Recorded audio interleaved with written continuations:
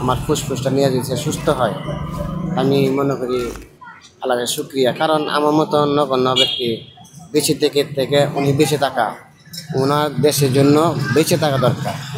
আমার জন্ম পর থেকে আমি জানি না সিগারেট কী জিনিস, বিড়ি কী জিনিস।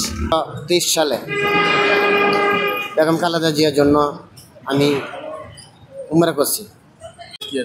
আসলে কি আমি মধ্যরাত না, আজকে যদি বেগম নেত্রী বেগম খালেদা বেগম নেত্রী খালেদা জিয়া যদি 3 দিনও থাকে 7 দিনও থাকে, আমি যতক্ষণ তো ভালো একজন ডাক্তারের সাথে পরামর্শ না করে, সাক্ষাৎ না করে আমার যাওয়ার ইচ্ছা নাই। আশা করি ইনশাল্লাহ আমার দেশ নেত্রী বেগম খালেদা জিয়ার সাথে সাক্ষাৎ হবে, দেখা হবে। আমার ফুসফুসটা নিয়ে যদি সুস্থ হয়, আমি মনে করি আল্লাহর শুকরিয়া। কারণ আমার মতো নগণ্য ব্যক্তি বেঁচে থেকে উনি বেঁচে থাকা, ওনার দেশের জন্য বেঁচে থাকা দরকার। আর আমি একজন ব্যক্তি যদি মারা যায় ফুসফুস না থাকার কারণে, তাতে কিছু আসে যায় না। আমার মতন উনি যদি আমার ফুসফুস নিয়ে বাঁচে থাকে, সুস্থ থাকে, আজকে সাফল্য কিছু নেই। 19 কোটি লোক তার জন্য কান্দারি, তার জন্য কান্দে।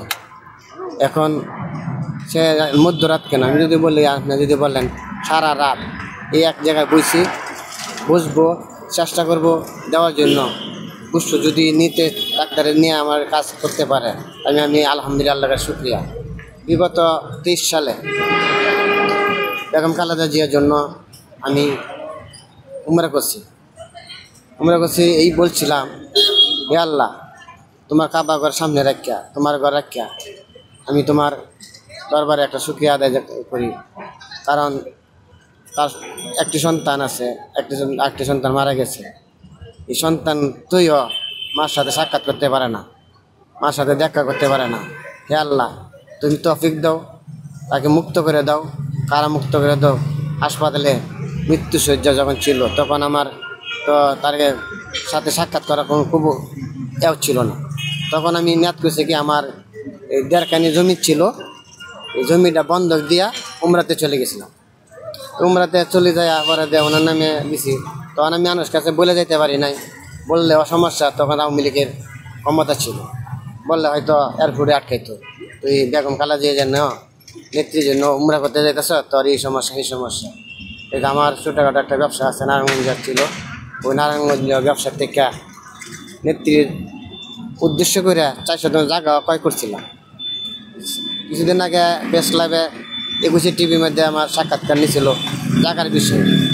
জায়গা দলিল সব দেখাইছি। এই নিয়ে আমার চেষ্টা, আমি যতটুকু পারি চেষ্টা করব। আমি ডাইরেক্ট সরাসরি আমার দেশমাতা জননেত্রী বেগম খালেদার সাথে সাক্ষাৎ করা, আল্লাহর কাছে সেটাই চাই। আর সেটা আল্লাহ কবুল করো। আল্লাহ আমার কোনো নিয়াজ পর্যন্ত আশা অপূর্ণ রাখে নাই। আমার যে হালাল উপার্জন দিয়ে উমরা করে আসছি।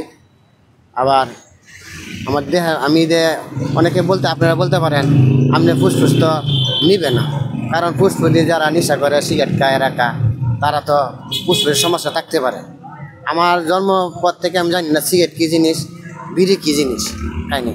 আশা করি ইনশাল্লাহ ডাক্তার যদি পরীক্ষা নিয়ে রাখা করে দেখে, আশা করি ইনশাল্লাহ 100% ভালো হবে। আমার 40-45 বয়স হয়েছে। ইনশাল্লাহ আমার ফুসফুস যদি কাজে লাগাইতে পারে, আর ডাক্তার যদি বলে চলবে, আমি নির্দায়ী চর্চা আমি তার ফুসফুস তাকে দান করতে বা দিতে প্রস্তুত। সেই জন্য আমি এখানে আসছি। যতক্ষণ পর্যন্ত চেষ্টা করব তার সাথে সাক্ষাৎ করার জন্য, তাকে দেখার জন্য। এই জন্যই আমি সারা রাত সারা দিন আজকে এখানে বসে থাকবো। কোথা থেকে এসেছেন? হ্যাঁ, কিশোরগঞ্জ থেকে। কিশোরগঞ্জ থেকে এসেছেন? আমার বাড়ি এসে কিশোরগঞ্জ কোটি থানা।